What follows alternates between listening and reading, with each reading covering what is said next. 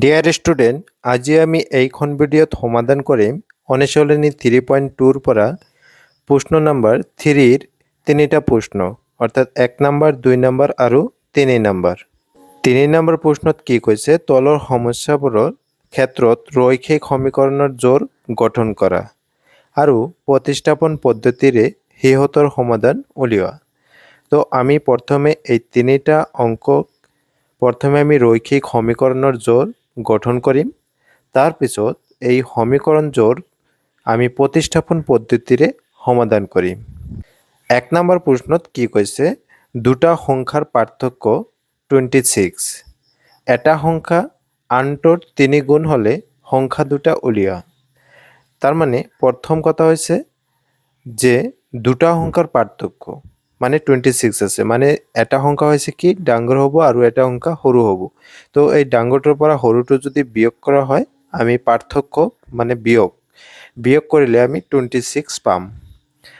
আৰু এটা কৈছে যে এটা সংখ্যা আনটো সংখ্যাৰ 3 গুণ হ'লে সংখ্যা দুটি আমি উলিয়াব লাগে।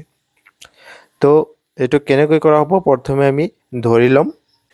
ধৰা হ'ল এটা সংখ্যা, আমি ধৰি ল'ম প্ৰথমে যে ধৰা হ'ল এটা সংখ্যা x, আমি সংখ্যা কি আছে নাজানো। তো সেইকাৰণে ধৰা হ'ল এটা সংখ্যা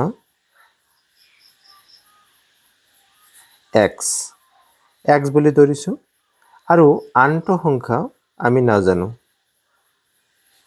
আনটো সংখ্যা আমি y বুলি ধৰিম, y ধৰিছোঁ। এতিয়া প্ৰশ্নত কি কৈছিল, প্ৰশ্নত কৈছিল যে দুটা সংখ্যাৰ পাৰ্থক্য দিয়া আছে। যদি পাৰ্থক্য 26 দিয়া আছিল গতিকে আমি লিখিব পাৰিম যে x minus y equal to 26। তেনেহ'লে এইটো এটা সমীকৰণ হৈ গ'ল। তো সমীকৰণটো আমি এইটো 1 নম্বৰ দিম। আৰু এটা কথা কোৱা আছে কি যে এটা সংখ্যা মানে ইয়াতে কি কৈছে, এটা সংখ্যা আনটোৰ 3 গুণ বুলি কৈছে।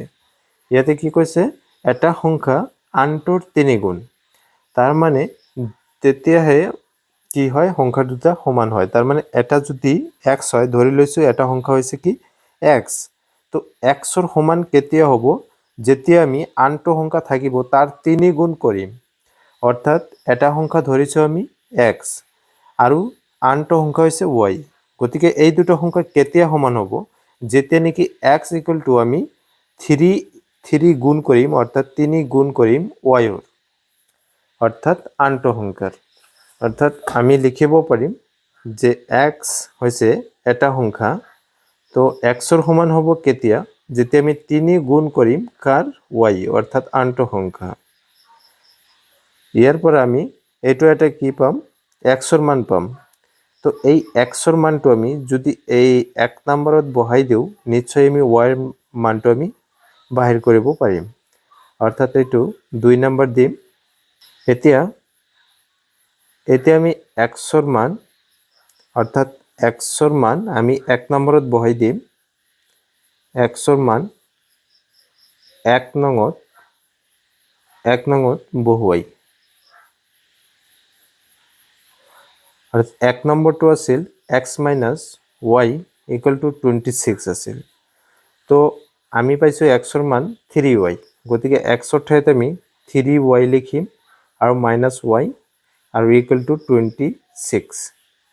এতিয়া তিনিটা y-ৰ পৰা আমি নিশ্চয় এটা y বাদ দিলে দুটা y থাকিব। গতিকে এইখিনিতে আমি লিখিব পাৰিম 2y ইকুৱেল টু 26। তো ইয়াৰ পৰা আমি যিহেতু y-ৰ মান বাহিৰ কৰিব লাগে, গতিকে y-টো আমি বাওঁফালে ৰাখিম আৰু 2টো পূৰণ হিচাপে আছে। গতিকে 2টো সোঁফালে গ'লে ডিভাইড হৈ গ'ল। গতিকে যদি 2 দি ডিভাইড কৰা হয়, অৰ্থাৎ y-ৰ মান পাইছোঁ আমি 13। এতিয়া আমাক xৰ মান লাগে। গতিকে y-ৰ মান যদি আমি 2 নম্বৰত যদি বহাই দিওঁ নিশ্চয় xৰ মান পাই যাম। তো এতিয়া y ইকুৱেল টু 13 2 নঙত বহুৱাই। অৰ্থাৎ 2 নম্বৰটো আছিল x ইকুৱেল টু 3y। গতিকে যিহেতু xৰ মান লাগে, গতিকে 3 ইনটু y ৰ মান হৈছে 13, অর্থাৎ x ইকুয়াল টু 3 ইন্টু 13 করিলে 3 3 গুণ 9 আর 3 1 গুণ 3 অর্থাৎ 39, অর্থাৎ y হয়েছে 13 আর x হয়েছে 39। গতিকে নির্ণয় এটা সংখ্যা হয়েছে 39 আর আনটো সংখ্যা হয়েছে কিমান? আনটো সংখ্যা অর্থাৎ y মান পাইছিলো কি 13। ডিয়াৰ ষ্টুডেণ্ট, 2 নম্বৰ প্ৰশ্নত কি কৈছে? দুটা সম্পূৰক কোণৰ ডাঙৰটো সৰুটোতকৈ 18 ডিগ্ৰী বেছি, কোণ দুটা নিৰ্ণয় কৰা। এতিয়া আমি প্ৰথমে বুজিব লাগিব যে সম্পূৰক কোণ কাক কয়। সম্পূৰক কোণ হৈছে সেইটো যি দুটা কোণৰ যোগফল 180 ডিগ্ৰী হয়, 180 ডিগ্ৰী হ'ব, তেতিয়া আমি সেই কোণ দুটাক সম্পূৰক কোণ বুলি ক'ম। অৰ্থাৎ এই দুটা কোণৰ ভিতৰত সৰুটোতকৈ ডাঙৰটো কি কৈছে? ডাঙৰটো সৰুটোতকৈ 18 ডিগ্ৰী বেছি আছে। এইখিনি আমি ইনফৰমেশ্যন দিয়া আছে এই প্ৰশ্নত। এতিয়া আমি কোণ দুটা নিৰ্ণয় কৰিব লাগে। প্ৰথমে আমি ধৰি ল'ম, কোণ দুটা ধৰি ল'ম, যিহেতু আমি কোণ দুটা নাজানো। গতিকে ধৰা হ'ল ডাঙৰ কোণটো x আৰু সৰু কোণটো y। এতিয়া প্ৰশ্ন মতে আমি কি লিখিব পাৰিম? যেহেতু প্ৰশ্নত দিয়াই আছে যে সম্পূৰক কোণ বুলি কৈছে, সম্পূৰক কোণ, গতিকে এই কোণ দুটা যদি আমি যোগ কৰোঁ, অর্থাৎ যোগ করিলে অর্থাৎ x প্লাস y, এই দুটা যোগ করে কি হয়? সম্পূরক কোণ হয়। আর সম্পূরক কোণের মান আমি জানো কি 180 ডিগ্রি। গতিকে এই দুটার যোগফল আমি 180 ডিগ্রি লিখিব পাৰোঁ। তো এইটো এটা যেহেতু সমীকৰণ হয়ে গৈছে, এইটো আমি 1 নাম্বাৰ দি দিম। আৰু এটা ইনফৰমেশন দিয়ে আছে কি যে x, অৰ্থাৎ যেহেতু আমি ডাঙৰ কোণটো ধৰিছোঁ, অৰ্থাৎ এই ডাঙৰ কোণটো কি হয়? সৰু কোণটোতকৈ 18 ডিগ্ৰী বেছি হয়। সৰুটোতকৈ এইটো 18 ডিগ্ৰী বেছি আছে। তো এক্সটো এক্সৰ সমান সমান কৰিবলৈ হ'লে আমি কি কৰিব পাৰিম? ৱাইৰ লগত আমি 18 যদি প্লাছ কৰি দিওঁ, তেতিয়া কি হৈ যাব? এইটো এই দুটা অৰ্থাৎ এক্স আৰু ৱাই প্লাছ 18 ইকুৱেল হৈ যাব। তো ইয়াৰ পৰা আমি লিখিব পাৰিম যে এক্স ইকুৱেল টু এক্সৰ সমান, অৰ্থাৎ ডাঙৰ কোণটো কি হয়? ৱাইৰ সৰু কোণটোৰ লগত যদি আমি 18 যোগ কৰোঁ হৈ যাব, যিহেতু কি হয় ডাঙৰ কোণটো 18 ডিগ্ৰী বেছি হয়, ডাঙৰ হয়। তো ইয়াৰ পৰা আমি নিশ্চয় কি পাইছোঁ? এক্সৰ মান পাইছোঁ। এইটো আমি 2 নাম্বাৰ দি দিম, 2 নাম্বাৰ দি দিম। এইটো যিটো সমীকৰণ হৈছে, আৰু এক্সৰ মানখিনি আমি 1 নম্বৰত বহাই দিম। তো এতিয়া লিখিব পাৰিম আমি, এতিয়া এক্সৰ মান 1 নঙত বহুৱাই, 1 নঙত বহুৱাই, যেহেতু 1 নম্বৰ হয় এইটো, গতিকে x plus Y equal to 180 আছিল। এক্সৰ মান আমি পালোঁ, এক্সৰ মান হৈছে ৱাই প্লাছ 18 হয়। তো এক্সৰ ঠাইত আমি লিখি দিম ৱাই প্লাছ 18, আৰু ইয়াতে আগৰ পৰা আছিল ৱাই ইকুৱেল টু 180 আছে। দুটা ৱাই হৈ গ'ল, অৰ্থাৎ এটা আৰু এটা দুটা যোগ কৰিলে 2y ইকুৱেল টু 180। 18টো প্লাছ আছিল, সোঁফালে লৈ যাম, মাইনাছ হৈ গ'ল। এতিয়া প্লাছ মাইনাছ কৰিলে 2y, ইয়াৰ পৰা যদি 8 মাইনাছ কৰা হয়, নিশ্চয় 8 মাইনাছ কৰিলে ইয়াতে 2 থাকিব, আৰু ইয়াতে 7 আছিল, 7ৰ পৰা যদি 1 যদি বিয়োগ কৰা হয়, গতিকে 6 হ'ব, আৰু ইয়াতে 1 থাকিব। এতিয়া ইয়াৰ পৰা আমি ৱাইৰ মানটো যেহেতু লাগে, 2টো আমি সোঁফালে লৈ যাম, 162 ডিভাইড হ'ব 2। ইয়াৰ পৰা ৱাই ইকুৱেল টু ডিভাইড কৰিলে ইয়াতে 2 দি 2 কাটিলে 1 আৰু 16ত 8 অৰ্থাৎ ৱাইৰ মান পাইছোঁ আমি 81 পাইছোঁ। এতিয়া ৱাইৰ মানখিনি আমি যদি 2 নম্বৰ সমীকৰণত অৰ্থাৎ এইটোত যদি বহাই দিওঁ ৱাইৰ মান অৰ্থাৎ xৰ মান পাই যাম। এতিয়া লিখি দিম, এতিয়া y ইকুৱেল টু 18 2 নং সমীকৰণত বহুৱাই।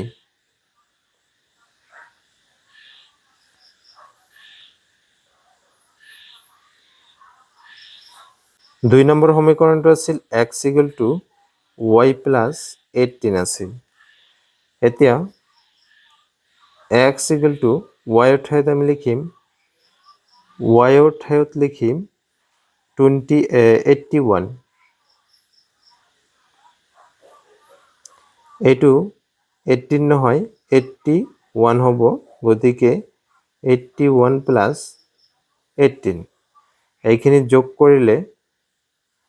কৰিলে পাম আমি 1 প্লাছ 8 মানে 9 আৰু 8 প্লাছ 1 9 অৰ্থাৎ xৰ মান হৈছে 99 আৰু yৰ মান পাইছোঁ 81। এতিয়া যিহেতু আমি xটো কি ধৰিছিলোঁ ডাঙৰ কোণটো আৰু সৰু কোণটো হৈছে y, গতিকে y হ'ব 81 আৰু xৰ মান হৈছে ডাঙৰ কোণটো হৈছে 99। লিখি দিম তলত, গতিকে নিৰ্ণয় ডাঙৰ কোণটো হ'ল 99 ডিগ্ৰী আৰু সৰু কোণটো হ'ল 81 ডিগ্ৰী। ডিয়াৰ ষ্টুডেণ্ট, 3 নম্বৰ প্ৰশ্নত কি কৈছে, এটা ক্ৰিকেট দলৰ প্ৰশিক্ষকজনে 7খন বেট আৰু 6টা বল কিনে। কিমান টকাত? 3800 টকাত। পিছত তেওঁ 3খন বেট আৰু 5টা বল কিনে 1750 টকাত। প্ৰতিখন বেট আৰু প্ৰতিটো বলৰ দাম উলিওৱা। তাৰমানে প্ৰথমে আমি কি কৰিব লাগে, যে এটা কণ্ডিশ্যন দি আছে যে 7খন বেট আৰু 6টা বল কিনে। মুঠ টকা হৈছে এই বেট আৰু বল 7খন বেট আৰু 6টা বল মুঠ টকা হৈছে কিনাৰ টকাখিনি হৈছে কিমান? 3800 টকা। তো এতিয়া আমি আৰু এটা কণ্ডিশ্যন দি আছে যে 3খন বেট আৰু 5টা বল। এইখিনি মিলি কি হয়? মুঠ টকা হয় 1750 টকা। এতিয়া আমি এটা বল আৰু এটা বেটৰ দাম কিমান হয় সেইটোহে উলিয়াব লাগে। তো যিহেতু আমি নাজানো যে বেটৰ দাম কিমান আৰু বলৰ দাম কিমান, এটা বেট আৰু এটা বলৰ দাম কিমানকৈ, তো আমি ধৰি ল'ম যে বেটৰ দাম, এখন বেটৰ দাম x টকা আৰু এটা বলৰ দাম y টকা। তেনেহ'লে 7খন বেটৰ দাম কি হ'ব? 7x হ'ব। পূৰণ কৰি দিলে 7খনৰ দাম ওলাই যাব। তো এনেকৈ আমি যোগ কৰিব লাগিব। তো প্ৰথমে আমি ধৰিব লাগিব। তো ধৰা হ'ল এখন বেটৰ দাম x টকা আৰু এটা বলৰ দাম y টকা। এতিয়া প্ৰশ্নমতে কি কৈছে, প্ৰথম যিটো কণ্ডিশ্যন দি আছে সেইটো কণ্ডিশ্যনত কৈছে যে 7খন বল বুলি কৈছিল, বেটৰ বুলি কৈছিল, বেটৰ দাম 7খন বেট আছিল। তো যদি আমি 7খন বেটৰ লগত এটা বেটৰ দাম আমি ধৰিছোঁ x টকা, তেনেহ'লে 7খন বেটৰ দাম কি হ'ব? পূৰণ কৰিলে পাই যাম, অৰ্থাৎ 7x আৰু যোগ কৰি দিম যে এটা বলৰ দাম আমি ধৰিছোঁ y টকা আৰু বল আছিল কিমানখন? বল আছিল 6খন, গতিকে 6খন বলৰ লগত আমি পূৰণ কৰি দিম এটা বলৰ দাম y টকা। পূৰণ কৰি দিলে মুঠ টকাখিনি পাই যাম। এতিয়া এই দুটা মিলি কি হৈছে, মুঠ টকা কিমান ব্যয় কৰিলে সেইখিনি হৈছে কি? 3800 টকা। তো যিহেতু ইয়াৰ পৰা আমি এটা সমীকৰণ পালোঁ, তো এইটো আমি 1 নম্বৰ দি দিম। আকৌ আৰু এটা কণ্ডিশ্যন দি আছে।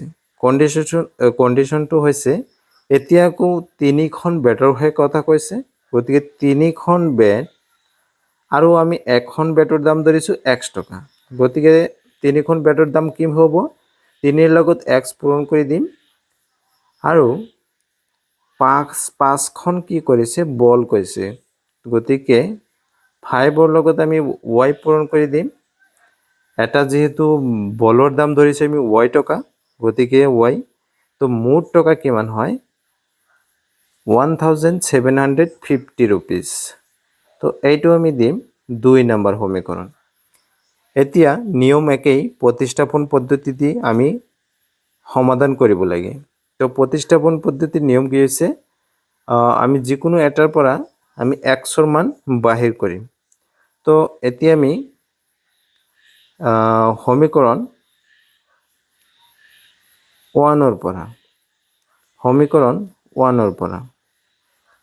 1ৰ পৰা মানে এইখিনিৰ পৰা আমি কি কৰিম, xৰ মান বাহিৰ কৰিম, অৰ্থাৎ 7x + 6y = 3800। ইয়াৰ পৰা আমি xৰ মানহে লাগে, গতিকে এইখিনি আমি বাওঁফালে ৰাখিম, বাকীখিনি সোঁফালে লৈ যাম, অৰ্থাৎ 3800 মাইনাছ হ'ব, প্লাছ আছিল 6y, আকৌ যেহেতু xৰ মান লাগে 7টো আমি সোঁফালে লৈ যাম, সোঁফালে লৈ গ'লে পূৰণ হিচাপে আছিল, গতিকে ইফালে গ'লে কি হ'ব, ডিভাইড হৈ যাব, গতিকে 3800 মাইনাছ 6y ডিভাইড হ'ব 7। তো এইটো এটা নাম্বাৰ দি দিম, 3 নম্বৰ দিয়া হ'ল। এতিয়া xৰ মানখিনি আমি 2 নম্বৰত বহাই দিম। এতিয়া xৰ মান 2 নং সমীকৰণত বহুৱাই, যেহেতু 2 নম্বৰ সমীকৰণটো পাইছোঁ 3x + 5y = 1750। xৰ ঠাইত আমি লিখিব লাগে এইখিনি, অৰ্থাৎ 3 আছে থাকিব দিয়া, আৰু xৰ ঠাইত আমি লিখিম 3800 মাইনাছ 6y আৰু ডিভাইড আছিল 7, আৰু মাজত আছে প্লাছ 5y = হৈছে 1750। এইখিনি সমাধান কৰা হ'ব, অৰ্থাৎ 3ৰ লগত 3 8 গুণ কিমান হ'ব, পূৰণ কৰি দিম, 3 8 গুণ 24 হ'ব, 24ৰ 4 হাতত 2, 3 3 গুণ 9 আৰু 2 11 হ'ব, 11 হ'ল আৰু 2টা শূন্য আছে, মাইনাছ ইয়াতে 6y, কিন্তু 6ৰ লগত আকৌ 3 পূৰণ কৰিব লাগিব, 3 6 গুণ 18 হ'ব, এইটো 18 দি দিলে হ'ল, 18 আৰু y আছে এটা, আৰু তলত ডিভাইড আছে কিমান, 7, মাজত প্লাছ 5y = 1750। ইয়াৰ পৰা আমি এই দুটা যোগ কৰিব লাগে, লসাগু ল'ম, লসাগু কিমান আহিব, 7 আহিব, 7 আহিলে 7 দি 7ক কাটিলে একবাৰ, 1 দি আমি ওপৰখিনি পূৰণ কৰিম, অৰ্থাৎ সেইটোৱেই পাম 11400 মাইনাছ 18y, আৰু মাজত প্লাছ আছে, প্লাছ দিবা, আৰু তলত কি আছে, ইয়াৰ 5yৰ মনে তলত কি আছে, 1 আছে, 1 কেইবাৰ যাব, 7 বাৰ যাব, 7 দি এইখিনিক পূৰণ কৰিলে 7 × 5 35, আৰু y আছে এটা, y লিখি দিবা, = 1750। ইয়াৰ পৰা আমি ক্ৰছ মাল্টিপ্লাই কৰি দিম, ক্ৰছ মাল্টিপ্লাই কৰিলে এইখিনি আমি যেনেকুৱা আছে তেনেকৈ লিখিব পাৰিম। তাৰ আগতে এটা বস্তু লক্ষ্য কৰা, ইয়াতে কি আছে, মাইনাছ 18y আৰু প্লাছ 35y আছে, তো 35টা ৱাইৰ পৰা আমি 18টা y বিয়োগ কৰিব লাগে, যদি বিয়োগ কৰা হয় তো নিশ্চয় কিমান পাম, 17 থাকিব, 17y থাকিব, অৰ্থাৎ আমি ক্ৰছ পূৰণ কৰি দি ডাইৰেক্ট লিখি দিম, ক্ৰছ পূৰণ কৰিলে 1100, আৰু ইয়াতে প্লাছ হ'ব, প্লাছ কিমান, 17y = এইখিনিৰ লগত এইখিনি পূৰণ কৰিব লাগে, অৰ্থাৎ 7 × 5 মানে এনেকৈ পূৰণ কৰিবা, 1750 পূৰণ হৈছে কি 7, 7 × 5 35ৰ 5 3 49 52 52 2 5 712 অৰ্থাৎ 12250 এইখিনিতে হ'ব 12250 তো ইয়াৰ পৰা আমি এইখিনি হোপালে লৈ যাম অৰ্থাৎ 17y ইকুৱেল টু 12250 মাইনাছ হ'ব এইখিনি 11400 অৰ্থাৎ আকৌ আমি এইখিনি মাইনাছ কৰিম অৰ্থাৎ এইখিনিৰ পৰা মাইনাছ কৰিম 11400 মাইনাছ কৰিলে 0 5ৰ পৰা 0 বিয়োগ কৰিলে 5 আৰু 12ৰ পৰা 4 গ'লে 8 গতিকে এইখিনি থাকিব অৰ্থাৎ 850 অৰ্থাৎ 17y ইকুৱেল টু হ'ব 850 ইয়াৰ পৰা 17টো আমি সোঁফালে লৈ যাম অৰ্থাৎ y ইকুৱেল টু হ'ব 850 আৰু ডিভাইড 17 হ'ব 17 দি ডিভাইড কৰিলে অৰ্থাৎ কেইবাৰ যায় নিশ্চয় 5 বাৰ যাব অৰ্থাৎ 5 দি যদি পূৰণ কৰা হয় 50 আৰু 35 85 হ'ব অৰ্থাৎ 5 বাৰ যাব 85 5 বাৰ যাব আৰু ইয়াতে 0 থাকি গ'ল গতিকে 0 গতিকে y ইকুৱেল টু 50 এই y ৰ মানখিনি আমি কেই নম্বৰত বহাই দিম y ৰ মান যদি 3 নম্বৰত বহাই দিওঁ অৰ্থাৎ ইয়াতে যদি বহাই দিওঁ ইয়াতে বহাই দিলে এই y ৰ মানখিনি x ৰ মান আমি পাই যাম x ৰ মান বাহিৰ কৰিবলৈ আমি প্ৰথমে কি কৰিম লিখিম এতিয়া y ইকুৱেল টু 50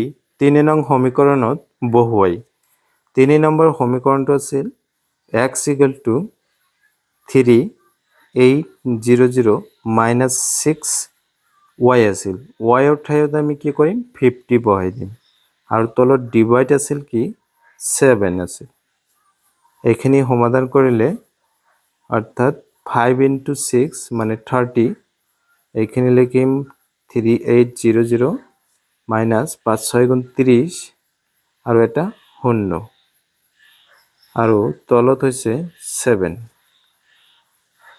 যদি বিয়োগ কৰা হয় নিশ্চয় ওপৰত থাকিব 3500 অৰ্থাৎ আৰু তলত 7 দি আকৌ ডিভাইড কৰিলে 7 into 5 অৰ্থাৎ 5 বাৰ যাব 35 কাটিলে 5 বাৰ আৰু দুটা 0 থাকিব অৰ্থাৎ x ৰ মান হৈছে 500 আৰু y ৰ মান হৈছে 50 গতিকে তলত লিখি দিম এখন বেটৰ দাম যেহেতু আমি x ধৰিছিলোঁ x ধৰা হৈছিল কি বেটৰ দাম গতিকে x ৰ দাম যেহেতু 500 পাইছোঁ গতিকে এখন বেটৰ দাম হ'ব কি 500 টকা আৰু